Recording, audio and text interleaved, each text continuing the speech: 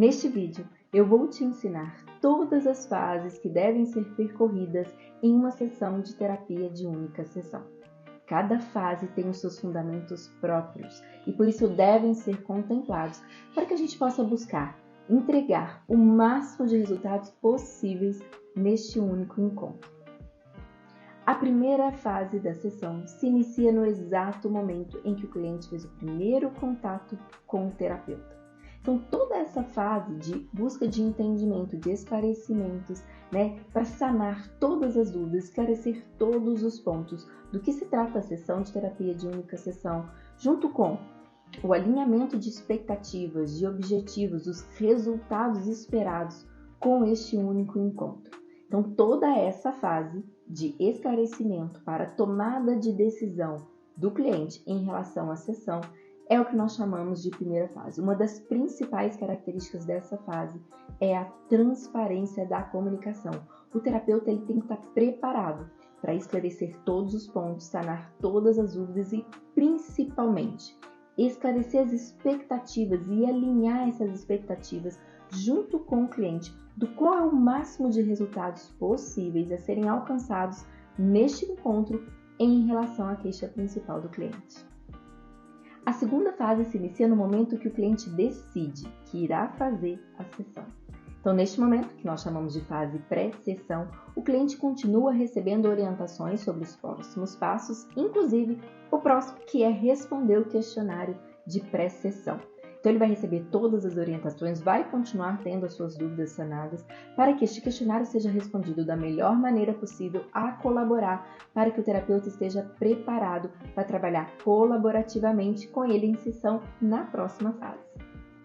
A terceira fase da sessão é o início da sessão, naquele dia e horário que foi pré-estabelecido entre o terapeuta e o cliente.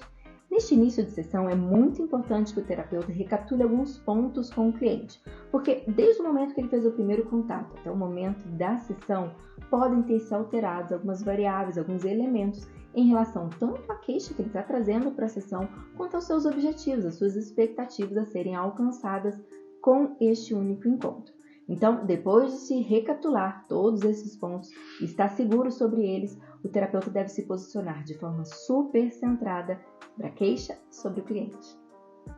A quarta fase da sessão é o meio da sessão. A fase do meio é onde cliente e terapeuta vão colocar a mão na massa e vão trabalhar colaborativamente em relação à queixa trazida pelo cliente. Então, é nessa fase que o terapeuta terá a possibilidade de colocar à disposição do cliente toda a sua expertise, todas as suas ferramentas psicoterapêuticas, onde acontecerá a fusão do que o cliente traz de background sobre a sua queixa principal e o que o terapeuta tem para oferecer em relação a essa queixa, o guiando para os seus objetivos.